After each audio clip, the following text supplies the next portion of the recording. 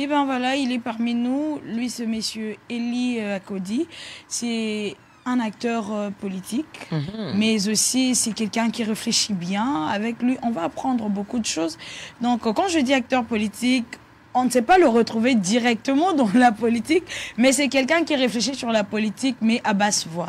Mais aujourd'hui, il va réfléchir à haute voix parce que c'est quelqu'un qui parle bien, c'est quelqu'un vraiment qui a de la matière. Et aujourd'hui, il va devoir nous servir aussi le plat du jour à travers cette belle thématique qui est la créativité et l'innovation dans l'entrepreneuriat. Alors, c'est vraiment important. Aujourd'hui, on va toucher un peu le secteur entrepreneurial, question d'aider aussi la jeunesse congolaise à éviter tout le temps aller frapper la porte, ça et là, mais du moins à avoir un esprit de créativité, question de créer aussi les emplois, plutôt que d'aller demander les emplois, mais plutôt de créer les emplois. Alors, je profite de l'occasion pour dire bonjour à ces grands hommes. Bonjour, Madame Audrey. Je salue également le peuple congolais et tous les téléspectateurs qui nous suivent à ce moment. Vraiment un réel plaisir de participer à votre plateau. Merci beaucoup, Davina Messi. En tout cas, moi je poserai d'abord la question, Monsieur Eli, vous êtes bilingue, Togo le Banalingala, Togo le Banal français. Oui, oui, Dieu m'a fait cette grâce-là de parler au moins 12 langues. 12 langues oui, ici de chez nous, aussi des langues étrangères. Je parle Kikongo, Chiluba, Kitetela, Lingala, Ikela, français. J'essaye l'anglais et d'autres langues internationales. Oh là là, ça c'est magnifique. Ça alors, ça c'est magnifique. 12 langues, la diversité culturelle. Donc, à un moment, je peux entrer dans les wako et tout. On va toujours discuter. Comme ça, Audrey ne va pas écouter ce qu'on va dire. S'il vous plaît, là, ne rendez pas ces plateaux assez... comment je peux dire, ne le rendez pas comme un privé. Bon, d'accord. À un moment, on va entrer en Kitete là, alors. Comme ça, elle ne va pas écouter ce qu'on va dire. Attends, le Pongo Jess, c'est ça se dit? Au Pongala Jess. Voilà. Tu connais rien pour nous. Oui. Non, mais sinon, c'est pour la première fois que vous soyez sur notre plateau. Alors, quelles sont vos impressions déjà d'entrée de jeu? Vraiment, c'est un plateau que je viens souvent accompagner un grand acteur politique ici à la personne de Fumutoto Basanga, qui est mon chef, comme mon maître en politique.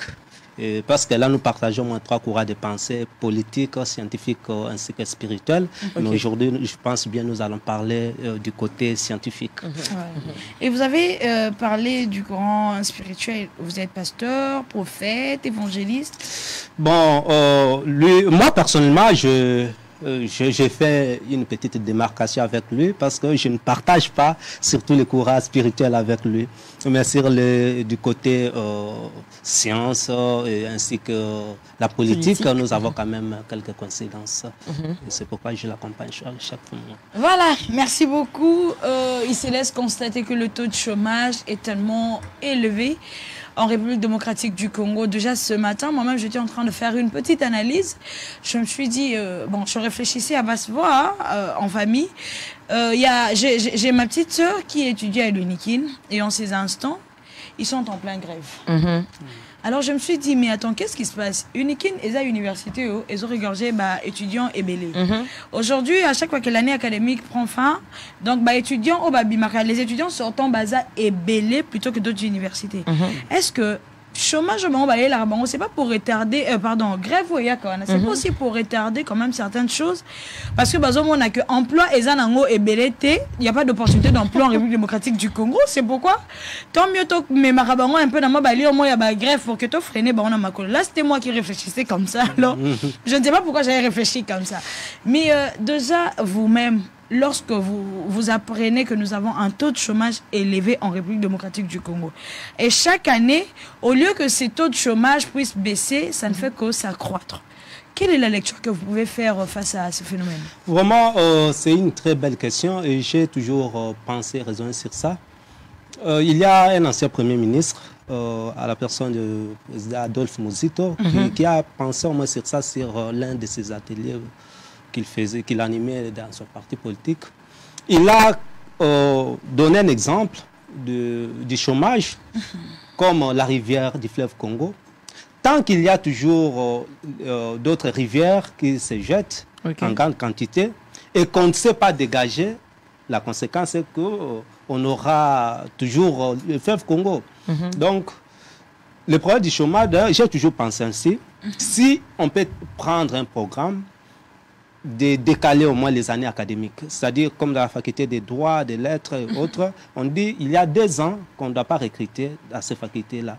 Et on favorise plus les facultés techniques, comme l'agronomie, comme d'autres facultés. Oui. Pour quand même, parce que dans ce domaine-là, il y a un peu l'esprit d'initiative et les gens se prennent en charge et vous allez voir qu'il y aura quand même cette réduction du chômage.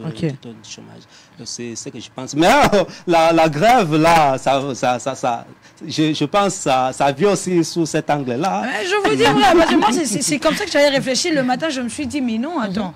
Pourquoi chaque année à l'UNIKIN, il y a toujours une grève? Pourquoi?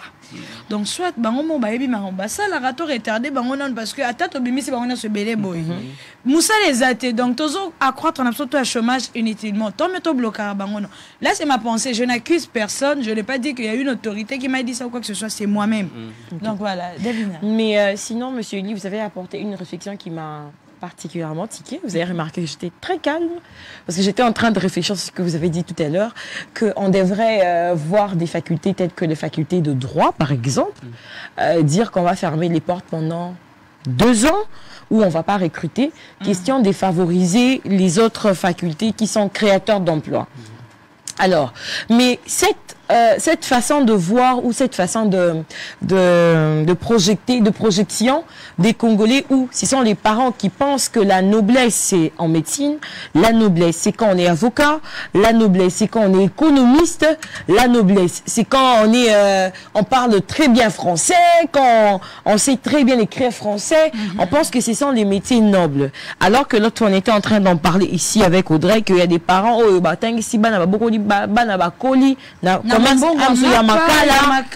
commerce il y a mapa. Aujourd'hui, on a besoin qu'on sous mon Alors, maintenant ce problème-là, c'est dans les chefs des enfants, de nous jeunes qui partons à l'université, ou c'est dans les chefs des parents qui à la maison ne savent pas montrer aux enfants qu'il faut devenir créateur d'emplois et non demandeur. Vraiment, c'est une très bonne chose. Non seulement le parent, s'il vous plaît, non seulement les enfants, le parent, mais voire même le corps académique eux-mêmes, parce qu'il y a même de cours où on vous apprend comment écrire, rédiger une lettre de demande d'emploi. J'ai toujours pensé, ça c'est un jargon purement des gestionnaires, des psychologues, qu'on parle de l'illusion de perception. C'est-à-dire, les gens voient autrement les choses, au lieu de voir des choses de manière pragmatique. Parce que le plus important dans la vie, c'est pourvoir à ses besoins. C'est-à-dire, quand quelqu'un étudie, la finalité, c'est pour se stabiliser dans la vie.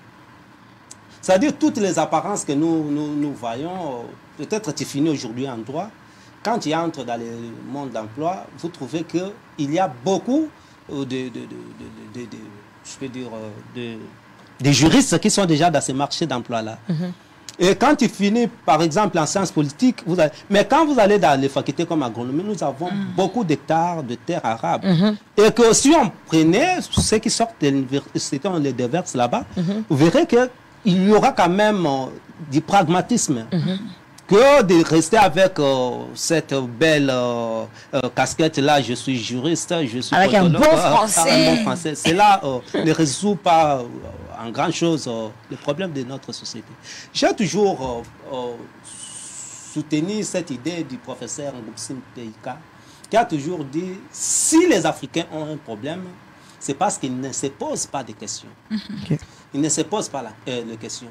Parce que si on se posait tous, la question est de savoir quels sont les emplois, quels sont les tribunaux qui sont en République démocratique du Congo, quels sont pour faire un choix au niveau de l'université. Je ne pouvais peut-être pas suivre cette filière-là. Parce que j'ai toujours vu l'agro-industriel. Comment il y a encore cette facilité de transformer, parce que nous avons encore beaucoup de matières à transformer qui peuvent s'acquérir facilement.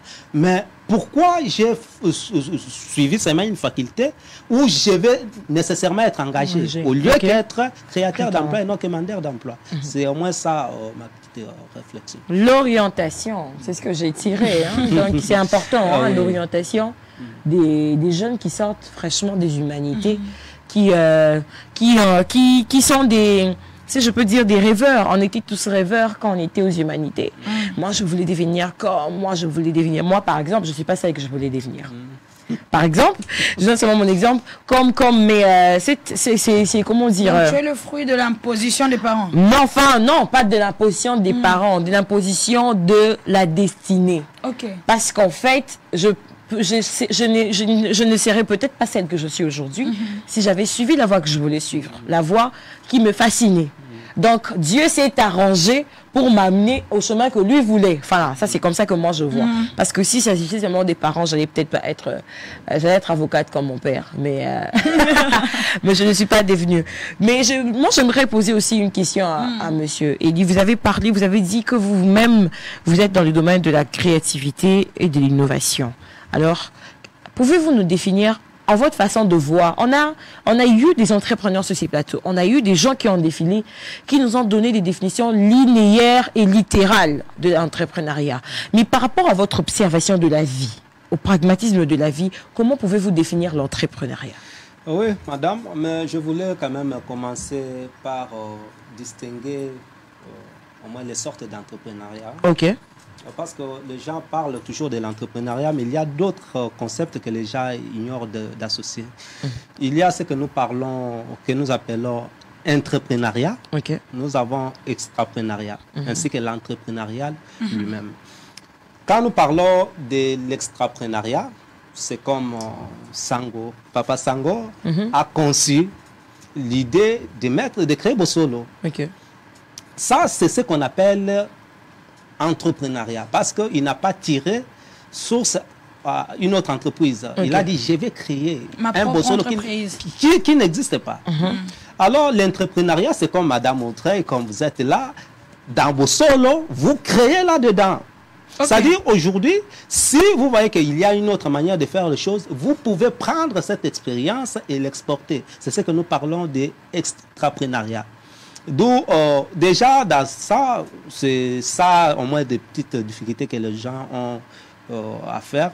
Alors, autre chose, les gens, quand ils parlent de l'entrepreneuriat, ils ne comprennent pas d'abord le cœur de l'entrepreneuriat même.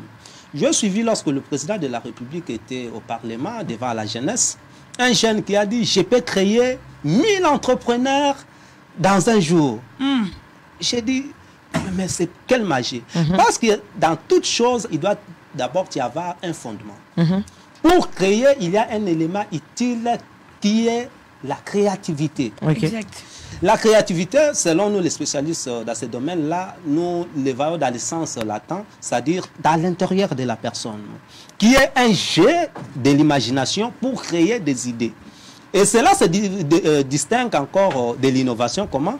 Parce que l'innovation, c'est la valorisation de cette idée-là, donner forme.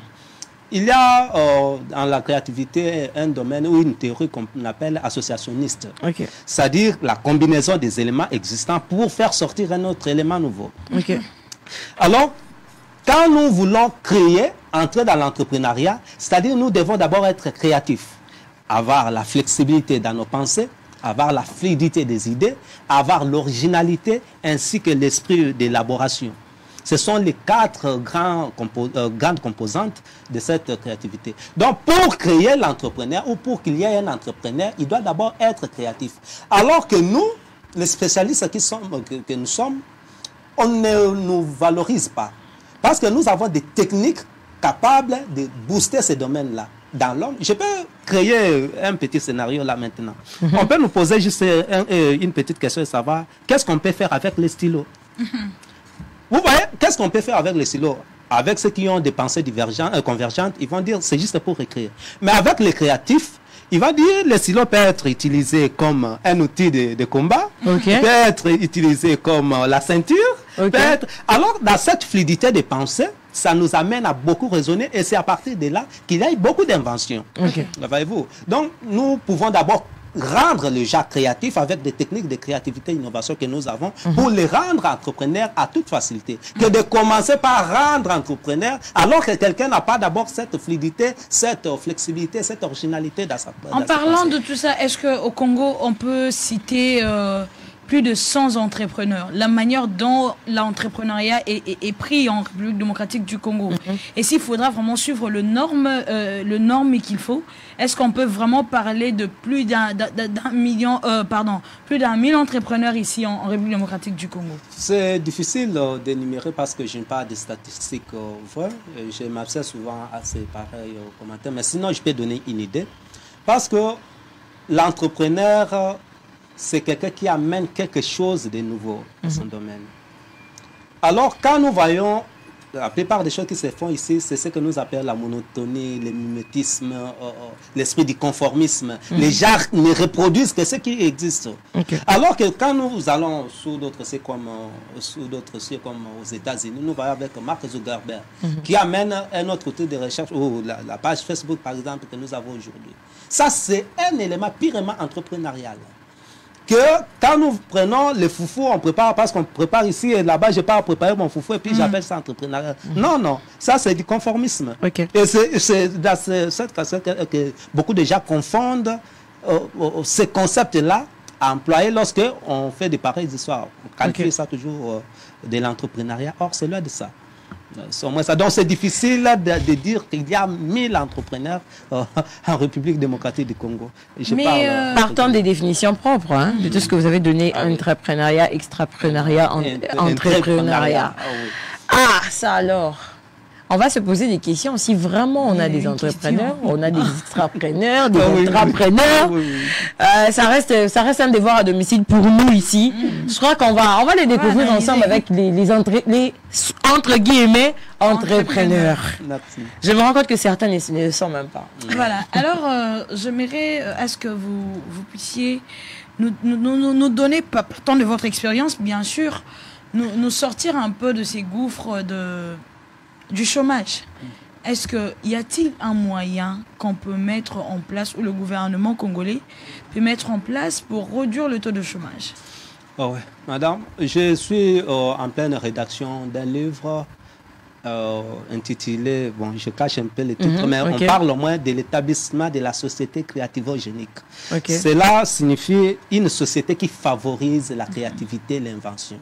Alors, il y a des éléments de base. Comme j'avais dit au départ, pour qu'il y ait des entrepreneurs, il faut qu'il y ait d'abord l'esprit de créativité et d'innovation. Parce que quand quelqu'un en soi a déjà cet esprit-là, il va créer à toute liberté. C'est-à-dire, lorsqu'on détecte un génie, ou le génie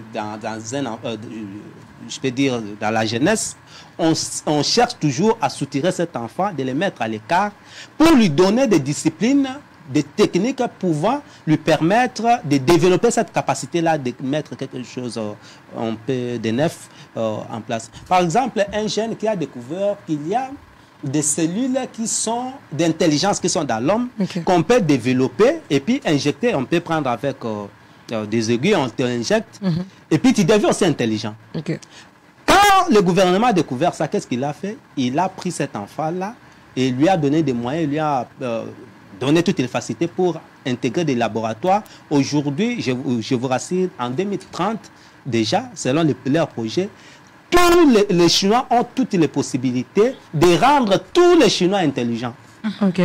Voyez-vous, alors qu'en République démocratique du Congo, il n'y a pas cette société-là. C'est-à-dire, il n'y a pas de facteurs. Il y a un facteur très important qu'on ne peut pas, que je pense un peu...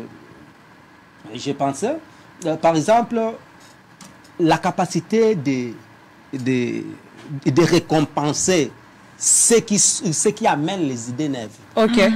Cette culture-là n'est pas ici. Par exemple, si on prenait par exemple le ministère de la Recherche scientifique, organise des concours dans des universités, des 10 meilleurs étudiants qui amèneront des idées originales qui n'existent pas encore. Je pense qu'il y aura une motivation. Et ça doit pousser à l'esprit d'entrepreneuriat, de la créativité et d'innovation. C'est-à-dire, nous devons nous-mêmes préparer, parce que j'ai toujours dit, la RDC a un problème d'hommes, de culture et d'organisation. Nous n'avons pas encore des hommes capables de tracer l'horizon pour atteindre un pays capable à porter des innovations qui vont faire étonner le monde. Mao en Chine, avait déjà projeté la Chine pour copier un modèle européen et les travailler en Chine afin de faire étonner même les Européens. Ok. Voyez-vous. Donc, nous avons aussi un problème, comme j'avais dit, d'organisation, d'organiser des compétences. Le ministère de la Recherche scientifique avait sélectionné les jeunes provenant des différentes provinces avec leurs inventions. Mais la suite, aujourd'hui, ils sont partis comme ça. Or, si on créait un centre qu'on peut regorger tout le monde qui apporte une idée exceptionnelle et surtout originale, et on finance, le gouvernement met ses moyens, nous allons voir des inventions terribles. Parce que nous sommes un peuple naturellement intelligent. Parce que pour découvrir un peuple intelligent ou une personne intelligente, il faut voir sa capacité de produire les éléments nouveaux. Prenons le cas dans le domaine de la musique. Tout Congolais est musicien. Et c'est ça la première capacité de la créativité. Donc, il met des sons nouveaux, des idées nouvelles, il met des pensées originales qui n'existent pas. Je vous donne un cas qui peut quand même faire rire à nos téléspectateurs. Le musicien Fabregas. Il prend, je ne sais pas si c'est lavé ou il mangeait, Yamado, Yamado, Yamado. Il comprit, oh Yamado, oh Yamado. Et il prend cette idée qui a fait danser le monde entier. Le monde entier. C'est une idée, quand on la traite, Yamado, c'est non-sens. Mais quand il a organisé cette idée-là, et ça lui a donné beaucoup de millions. Voyez-vous, ce sont les organisations pareilles que nous voulons. C'est-à-dire montrer aux jeunes, et comme nous sommes là, comment canaliser les jeunes, les donner les techniques capables de booster leur créativité, comme une petite technique. Et ça, vous pouvez expérimenter aussi ça. Vous marchez avec un agenda. Chaque fois qu'une idée nouvelle vous arrive, vous notez ça et cherchez à donner seulement 10 importances à cette idée-là. Vous allez voir que vous allez créer des nouveautés à nouveautés.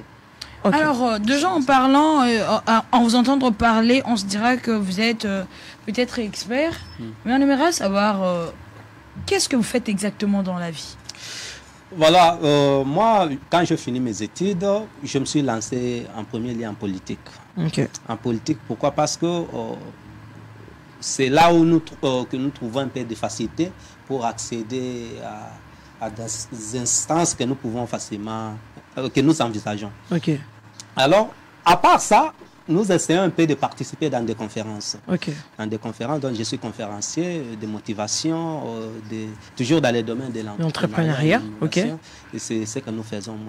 Qu'est-ce que vous avez déjà créé vous-même en tant que conférencier qui est expert dans l'innovation, la créativité, dans l'entrepreneuriat? Qu'est-ce que vous-même vous avez déjà apporté de plus en République démocratique du Congo pour faire avancer les choses? Ah oui, c'est ça la petite différence entre ceux qui ont fait l'institut supérieur et l'université. Parce qu'à l'université, nous étudions souvent les pourquoi, et dans l'institut supérieur, on apprend les comment. C'est-à-dire, nous sommes les théoriciens. Comme un médecin n'arrive pas à piquer les malades. Lui, il fait des diagnostics, il constate les problèmes, il en va, il prescrit l'ordonnance et c'est l'infirmier qui va s'occuper du reste. C'est-à-dire, moi, je ne suis qu'un concepteur. Et quand je me croise, par exemple, avec quelqu'un qui a fait, un jeune qui a fait Math Info, je lui ai donné une idée de raisonner. Je lui ai dit, comment... Parce qu'il m'a parlé de quelque chose, l'utilité de détacher la SIM et puis marcher avec le téléphone et puis ça fonctionne comme s'il y avait la SIM. Je lui ai juste donné l'idée, stimuler quoi. Je lui ai dit, crée seulement 10 pensées importantes liées à l'importance des non-existants de la SIM, de la SIM dans les téléphones pour que ça te donne de l'argent. Et ça lui a vraiment motivé. Il m'a amené des idées. Aujourd'hui, il travaille, il fait des recherches très sérieuses dans le domaine d'entreprise. Et aujourd'hui, le lendemain, il peut nous apporter encore quelque chose de bon et ça doit lui aider dans sa vie. C'est moi ça. Et moi, ma plus grande proposition que j'ai toujours fait au gouvernement congolais, de créer un centre créativo-génique. Pour sélectionner dans tous les coins du pays les jeunes qui se distinguent, leur capacité d'intelligence, d'innovation et de créativité. J'ai toujours vu dans les réseaux sociaux où vous allez voir un jeune qui crée à l'aide de cartons une maison des voitures, même un jeune qui a On créé... en a même vu qui a créé une arme, l'autre qui a créé des balles, Oui. un autre qui a... Non, on a un grand bateau ici, il y en a un qui a amené un cadeau pour nous ici à Bossolo, un bateau avec des lumières à l'intérieur. Voyez-vous? Alors, de tels jeunes, quand ils entrent dans un centre capable... Donc là, il y a des systèmes, j'ai rédigé là-dessus, des techniques capables comme le brainstorming, qui doit être élaboré chaque jour. Brainstorming, c'est-à-dire prendre une idée, comme j'ai donné un exemple, qu'est-ce qu'on peut faire avec le stylo? Et là, tout le monde donne des idées qu'on écrit dans un tableau. Et donc, parce que là, dans la créativité, ce que vous devez retenir, il n'y a pas des idées mauvaises. Et toutes les idées sont bonnes. Et nous, là, nous poursuivons que 4 capacités. Que l'idée soit originale, qu'il y ait la flexibilité dans la pensée, qu'il y ait la fluidité, donc donner plusieurs réponses, et qu'il y ait l'élaboration, comment classer ces idées-là. C'est ce que nous cherchons. Comme si on poursuivait vraiment Yamado de Fabregas, comme j'avais donné. Parce que ça, apparemment, vous êtes fan de Fabregas, hein? Non. Bon, j'aime tous les musiciens, surtout les peintres, et je suis amoureux de... Malgré que je suis chrétien, je ne suis pas leur musique, mais je m'intéresse d'eux par rapport à leur capacité d'innovation. Okay. Mais alors, nous sommes en train de chuter déjà. Une toute dernière question. Nous sommes dans un pays où on peut retrouver 74% d'entrepreneurs, selon le statistique fait.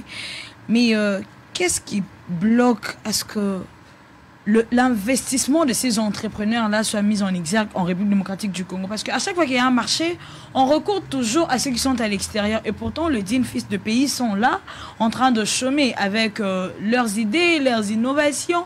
Tout ça, qu'est-ce qui bloque le système? D'abord, comme j'avais dit tout au départ, notre pays a un problème d'hommes, de culture et d'organisation. C'est-à-dire la culture congolaise déjà donne l'importance quand un Congolais voit un homme blanc, il accorde déjà l'importance des jours avec la construction des maisons préfabriquées. Nous avons des matières premières ici en RDC, de terre, de caillasses, tout ce que nous pouvons pour construire des maisons. Pourquoi recourir et faire des maisons préfabriquées? Or, ces maisons-là sont au moins importantes, surtout dans des pays qui sont dans des déserts. Parce que là, il n'y a pas de caillasses, il n'y a pas d'eau, et ça les facilite pour monter directement. Mais ici, en République démocratique, nous avons tout. République démocratique du Congo, nous avons tout. Pourquoi recourir à des pareilles techniques? C'est-à-dire, nous devons commencer par valoriser nos dignes fils du pays et les donner confiance. Okay. Et si ils ne remplissaient pas trop bien leur rôle, alors on peut enlever notre confiance. Mais essayons d'abord avec les Congolais, nous allons voir ce que ça va donner. Voilà, merci beaucoup. Alors avant de vous accorder peut-être la dernière parole, permettez-moi de souhaiter un heureux anniversaire à toutes ces personnes qui célèbrent ce jour, une bougie de plus sur leur gâteau de bonheur. Alors là, je veux prendre en premier, lui c'est un grand frère, monsieur Eva Liquidé, qui fête en ce jour son anniversaire, le CEO de Positive Créa, en ce jour qui célèbre son anniversaire. Joyeux anniversaire, monsieur Eva, plein de bonnes choses à vous, allez de l'avant, et surtout que Positive Créa devienne une grande entreprise en République démocratique du Congo. Le Congo a besoin de gens comme vous pour avancer et surtout émerger. Alors en seconde position, je vais prendre Dr Laetitia Odiabile Aouya, qui fête aussi en 6 jours son anniversaire. Joyeux anniversaire, docteur. Sois béni, va de l'avant et que le bon Dieu exauce tes prières et que tu sois cette femme modèle. Et enfin, on va célébrer une bougie de plus sur le gâteau d'une faux folle. Elle, c'est une sœur. C'est quelqu'un qui nous embête tellement trop. La première amoureuse de service traiteur. Ici, il s'agit de Parvati Mbunda qui célèbre ce jour son anniversaire. Joyeux anniversaire, Sœurette. Joyeux anniversaire à toi, Parvati. Plein de bonnes choses. Sois bénie. Nous t'aimons tellement beaucoup. Et que le bon Dieu exauce tes prières et que tes vœux s'accomplissent. Et surtout en cette année où tu célèbres ton anniversaire. Nous t'aimons beaucoup. Monsieur Elie, nous sommes arrivés pratiquement à la fin de cette tranche. Alors, un petit conseil à tout ce monde qui vous suit en ces instants. Vraiment, si j'ai un conseil à donner au peuple congolais que j'aime beaucoup, c'est de faire toujours léger des questions. Okay. Parce que celui qui a commencé par créer l'avion, il n'avait pas vu l'avion. Donc faire léger de l'imagination. Qu'est-ce que je peux laisser au monde que d'autres n'ont pas pensé? Par exemple, moi je marche souvent avec les exemples. Comment créer un téléphone pouvoir nous servir, de s'échanger les énergies en distance. C'est quelque chose peut-être qui n'existe pas, je ne sais pas. Nous, nos ingénieurs peuvent déjà penser à ça. Donc, ceux qui ont besoin de l'innovation dans leurs entreprises, nous sommes là présents. Parce que nous avons vraiment des techniques, sans vous mentir, nous avons des techniques. Je suis spécialiste, comme je vous ai dit au départ, dans ce domaine-là. J'ai rédigé mon texte sur ça, mon mémoire sur ça, des livres, nous écrivons aussi sur ça. À bientôt, il y aura des publications et nous sommes concités pour des conférences concernant l'entrepreneuriat, l'innovation, la créativité. Voilà, merci beaucoup à vous, très chers téléspectateurs. Je vous promets déjà que dans 2 jours qui viennent, vous le retrouverez aussi sur le plateau de Bossolo Entrepreneuriat. Cette fois-là, on va rester pour parler que de l'entrepreneuriat, parce qu'aujourd'hui on a mélangé, parce qu'il fallait s'occuper de la société congolaise qui nous suit aussi en ces instants, mais prochainement on va juste rester sur l'entrepreneuriat. Alors de partout où vous êtes, je vous remercie d'avoir été nombreux à nous suivre ce matin. Merci de consacrer 1 heure de votre temps pour suivre votre tranche d'animation matinale. Mais sinon, je ne clôturerai pas cette tranche sans pour autant dire merci à Davina. Merci beaucoup. Merci à toute l'équipe technique qui nous a accompagnés. Merci à la rédaction. Juste après nous, vous suivrez le Flash Info. Ensuite, ce sera le bulletin sportif. Pour suivre Bossolona politique et l'actualité reste en continu sur la première chaîne au cœur des investigations en République démocratique du Congo. Quant à nous, on vous dit au revoir. On vous retrouve demain avec le même plaisir.